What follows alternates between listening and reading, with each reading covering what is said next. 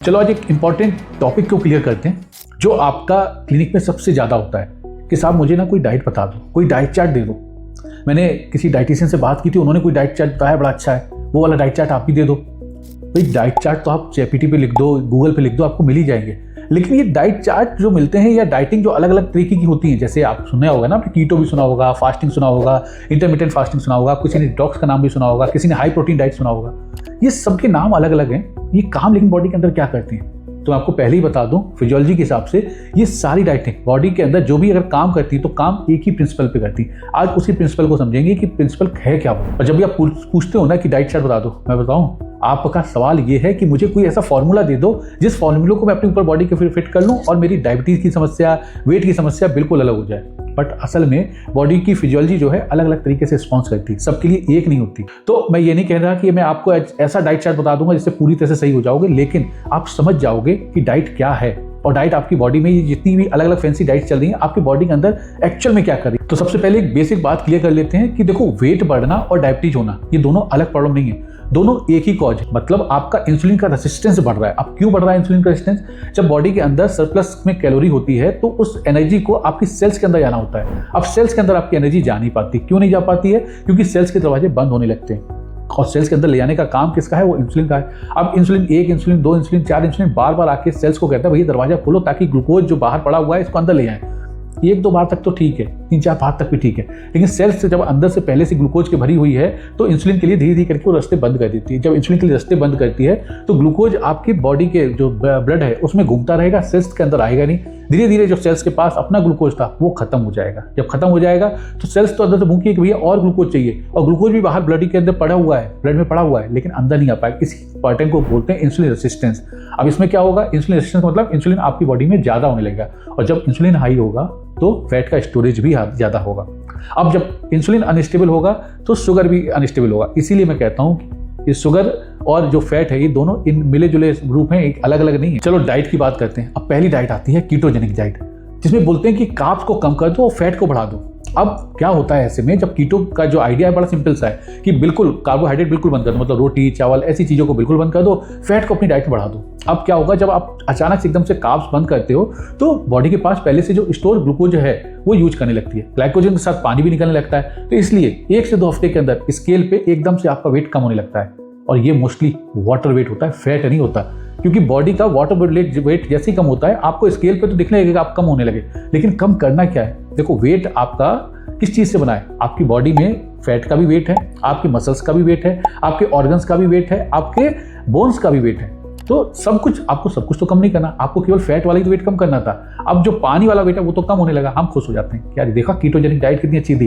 कई बार करते हैं लोग, कुछ फंक्शन है, कुछ शादी है कि भाई फैट ज़्यादा खाने लगे, कार्बोहाइड्रेट कम किया, कम तो हुआ लेकिन आपका फैट नहीं कम हुआ, आपका वाटर कम हुआ है। और कीटो जो डाइट है वो अधिकतर सस्टेन हो नहीं पाती, क्योंकि हमारा जो हम लोग की जो डाइटिंग पैटर्न है, जो इंडियन डाइटिंग पैटर्न है, उसमें कार्ब्स ज़्यादा है, फैट वैसे भी हमारे कम है। तो करते तो हैं, कुछ देर तक चलते हैं, लेकिन धीरे धीरे करके वो काम करना बंद कर देता है। और इसमें एक चीज़ और जरूरी है, आप फैट भी खा रहे हो लेकिन फैट भी कैलोरी डेंस ही होता है। तो अगर आप ज़्यादा कैलोरी खा रहे हो तो फैट कीटोजेनिक डाइट में भी काम नहीं करता, क्योंकि आपने कैलोरी ज़्यादा खा ली। लास्टली जो बॉडी आपकी यूज करेगी वो कैलोरी ही तो यूज करेगी।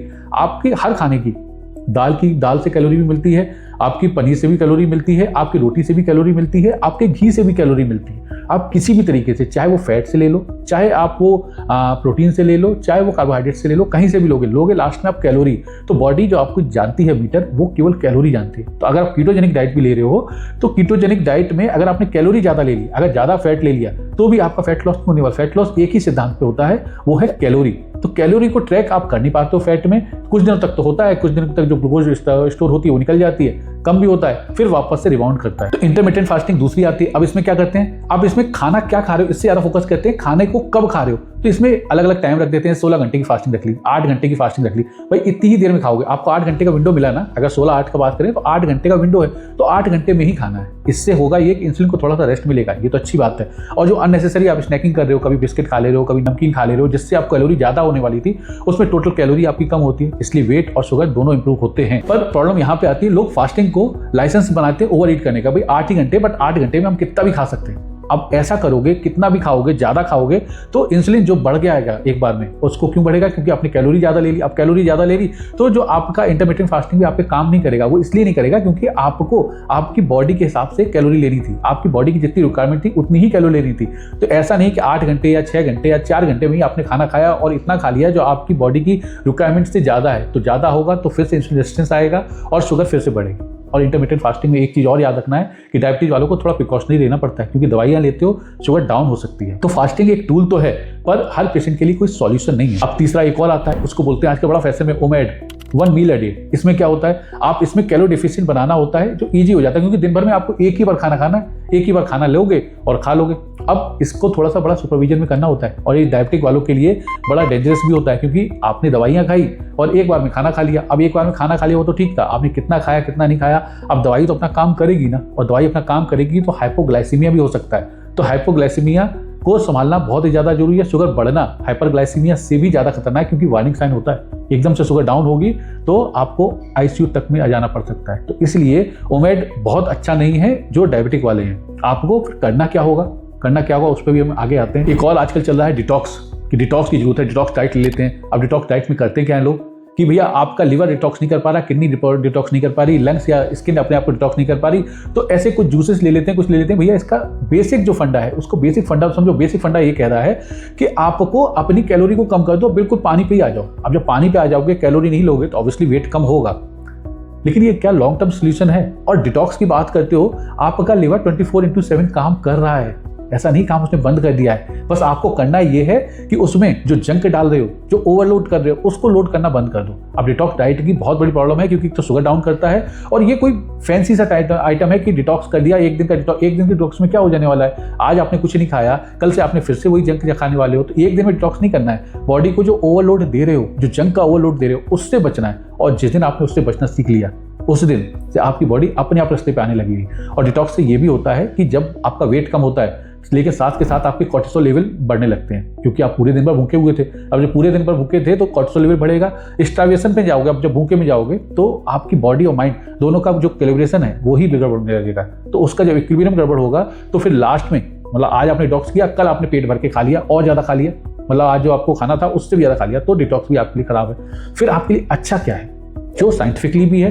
प्रूवन भी है, आपका वेट भी लॉस कर सकता है, आपकी डायबिटीज को भी मैनेज कर सकता है और सेफली कर सकता है। वो कौन सा तरीका है? वो है 5वां। अब वो है हाई प्रोटीन डाइट, मतलब प्रोटीन को ज्यादा करना है। अब ज्यादा का मतलब ये नहीं कि बाकी सब चीजें बंद कर देनी है, अपनी डाइट में प्रोटीन को कॉन्शियसली बढ़ाओ। अब देखो, प्रोटीन की जब बात करते हैं, ऐसी रिसर्च ये बताती है कि प्रोटीन जो है हमारी डाइट में, इंडियन डाइट में 70% लोगों में प्रोटीन की डिफिशियंसी है। हम खाते क्या है दिन भर में? आप अगर देखो, किसी से बात करो तो क्या कहते हैं, भाई क्या खाया था? कल रोटी खाई थी। शाम को क्या खाया था? रोटी खाई थी। कितनी रोटी खाई? दो रोटी खाता था, मैंने एक कर दिया। यही कहते हो ना?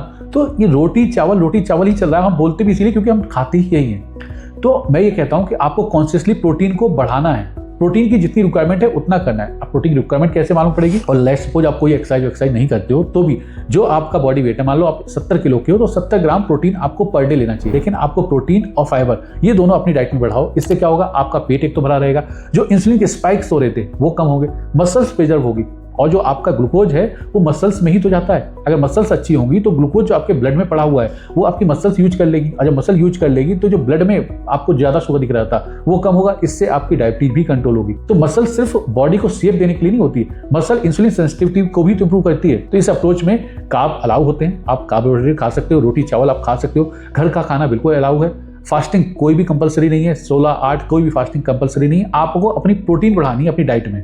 कितनी बढ़ानी है? जितना आपका वेट है उतना।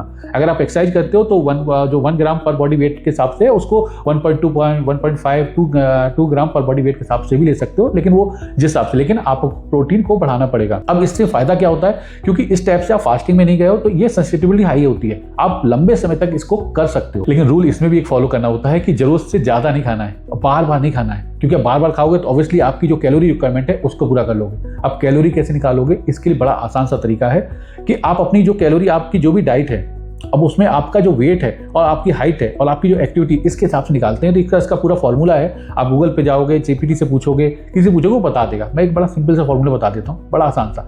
आपका जो भी वेट है, लेट सपोज आपका वेट है 70 किलो, 70 किलो वेट है। अब 70 को 30 से इंटू कर दो, 70 × 30 मतलब ये हो गया 2100।